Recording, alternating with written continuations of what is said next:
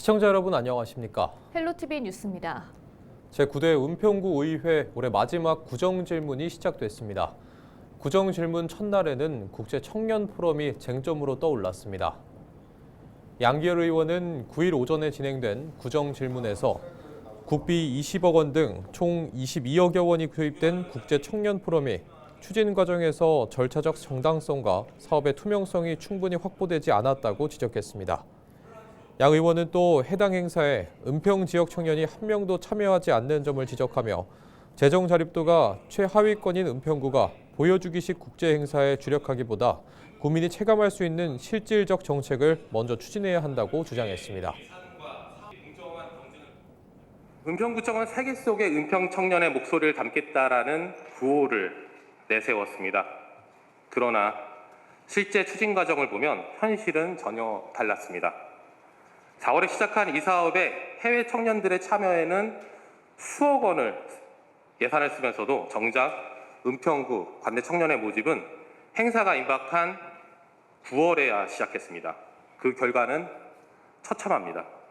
은평 청년은 단 한 명도 이 포럼에 참여하지 못했습니다. 사업의 필요성이나 취지 같은 추상적인 설명이 아니라 국민의 세금이 투입된 만큼 은평구가 얻은 구체적이고 실질적인 이익에 대해서 말씀해 주시기 바랍니다. 국제청년포럼의 결과물인 은평선언문의 핵심 의제가 내년 구 예산과 구정정책에 반영되지 않았다는 지적도 나왔습니다. 은평선언문을 보면 교육과 청년 참여, 기후대응, 사회혁신 이러한 내용으로 담아져 있는데 이것이 그냥 선언에서 끝나는 것이 아니라 이것이 우리의 지역에 어떠한 영향을 미칠 것인가. 그렇다면 이 선언문의 내용을 우리 26년의 계획이나 앞으로 장기적인 계획 속에 어떻게 반영을 할 것을 준비하고 계시는지 말씀해 주시기 바랍니다. 이에 대해 김민경 은평구청장은 국제청년포럼 이프위는 세계 160여 개국 청년이 참여한 국제 교류 사업으로 은평의 위상을 높이는 성과가 있었다고 설명했습니다. 이프위 성과로 기초자치단체인 은평구가 세계와 만나는 통로 역할을 맡아 은평 구민의 관심과 영역을 보다 확장시켰다는 점, 전 세계 청년들이 현재와 미래의 실천적 영향력을 발휘할 수 있는 소통 창구를 구축했다는 점, 청년의 의견이 글로벌 무대로 연계되었다는 점 등 이프위 놀라운 사업 성과입니다. 다만 준비 기간이 짧아 지역 청년의 참여가 부족했던 점은 인정한다며 향후 관련 의제들이 정책 논의 과정에서 반영될 수 있도록 검토하고 청년 참여 확대와 토론 문화 조성 등 보완책을 마련하겠다고 밝혔습니다. 주거 환경 개선이 시급한 은평구 응암동 일대 대규모 아파트 단지가 조성됩니다. 서울시는 도시계획위원회를 통해 구릉지와 협소한 도로, 노후주택 밀집 지역인 은평구 응암동 101번지 일대를 개발하는 주택정비형 재개발 사업을 결정했습니다. 정비계획에 따라 사업 대상지는 용적률이 기존 190%에서 247.8%까지 확대됐으며 도시계획위원회 심의를 거쳐 법적 상한 용적률도 최대 300%로 결정됐습니다. 은평구 응암동 101번지는 지난 2022년 공공재개발 신규 후보지로 지정된 뒤 올해 5월 사업 추진을 위한 지침을 마련해 정비 계획을 수립했습니다. 고도 제한으로 사업성이 부족해 정비 사업에 어려움을 겪어왔던 양천구 신월 5동이 1,200여 가구로 재탄생됩니다. 서울시는 최근 열린 도시계획위원회에서 신월 5동 77번지 일대 주택정비형 공공재개발 사업 정비계획 결정 및 정비구역 지정안을 조건부로 가결했다고 밝혔습니다. 정비계획에 따르면 용적률은 기존 226%에서 242%로 완화돼 지상 14층 25개 동 1,241가구 규모로 공급될 예정입니다. 또 공공보행로 설치와 기존 공원이 확대되는 등 주거 환경과 생활 기반 시설이 확충됩니다. 사업지는 지난 2010년부터 정비 예정구역으로 지정됐지만 고도 제한으로 사업 추진에 어려움을 겪다 지난 2022년 8월 공공재개발 후보지로 선정돼 사업이 본격적으로 재개됐습니다. 한국 GM 직영정비소 폐쇄와 구조조정에 반대하는 활동이 확산되고 있습니다. 이번엔 인천 지역 시민사회가 함께 나섰는데요. 인천 시민사회단체들은 공급망 노동자들의 생존권과 인천 자동차 산업의 지속 가능성을 우려하고 있습니다. 이관송 기자가 보도합니다. 지난달 한국GM이 노조의 직영정비소 폐쇄 계획을 통보한 뒤 인천 노동계와 시민사회의 반대 활동이 들불처럼 일어나고 있습니다.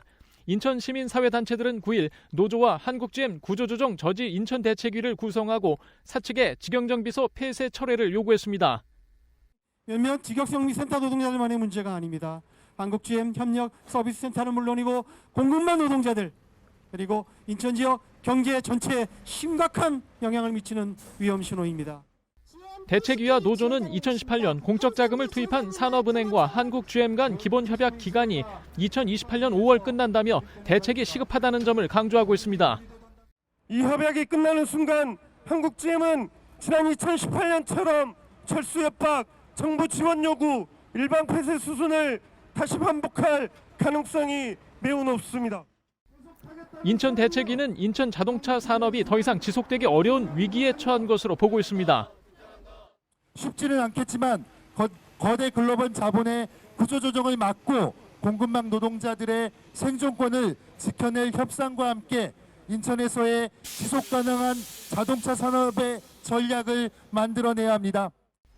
한국GM은 적자구조 개선과 효율화일 뿐 철수 계획 없이 협력센터를 통해 정비 서비스를 유지한다는 입장입니다.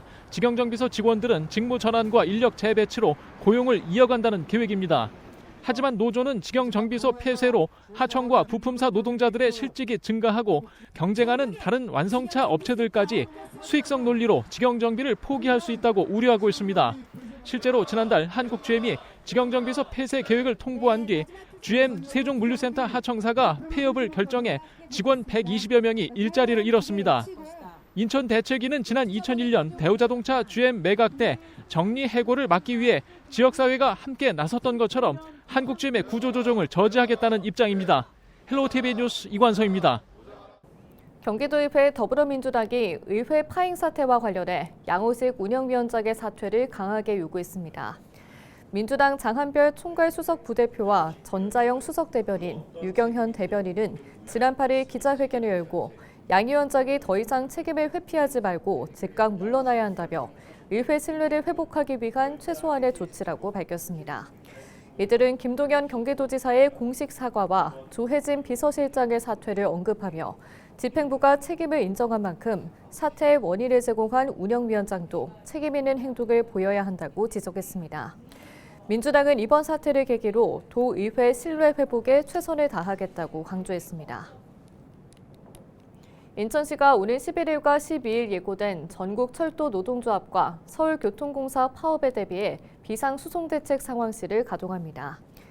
이번 파업으로 코레일이 운영하는 경인선과 수인선, 서울교통공사 7호선 구간의 열차 운행 차질이 예상되고 있는데요. 이에 따라 시는 우선 파업 전날인 10일부터 교통국 내에 24시간 운영되는 비상수송대책 상황실을 설치해 운영하기로 했습니다. 또 교통불편을 줄이기 위해 경인선과 수인선을 경유하는 광역버스와 시내버스 출퇴근 시간대에 추가 배차할 계획입니다. 특히 파업 장기화 또는 철도 혼잡이 클 경우 주안과 동암, 부평 등 주요 역을 중심으로 최대 165대의 시내버스 예비 차량을 탄력적으로 투입할 방침입니다. 인천 지하철 1, 2호선은 파업과 무관하게 평시와 동일하게 전노선 정상 운행합니다.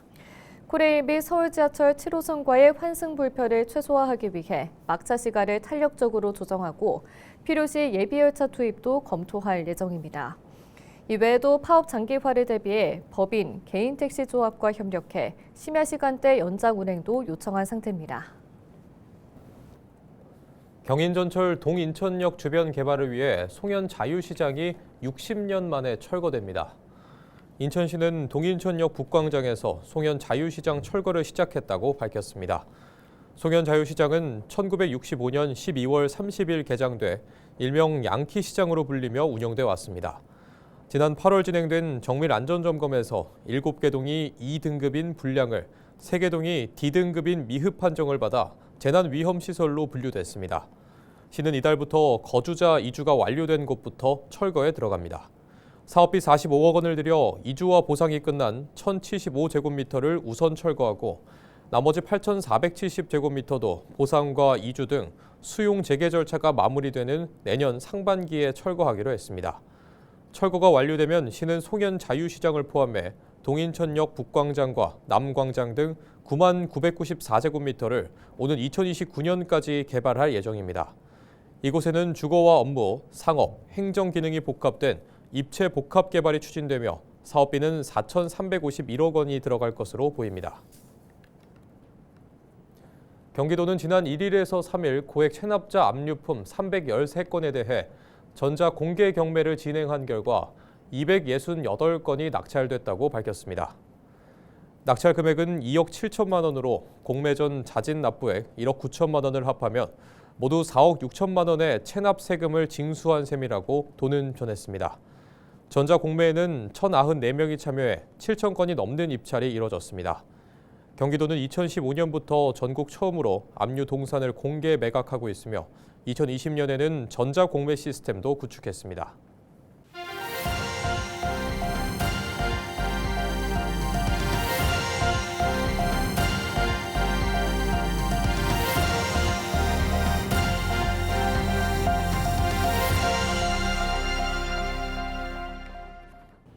서울시 교육청이 학령 인구 감소로 늘어나는 소규모 학교를 안정적으로 운영하기 위해 서울형 작은 학교를 확대합니다.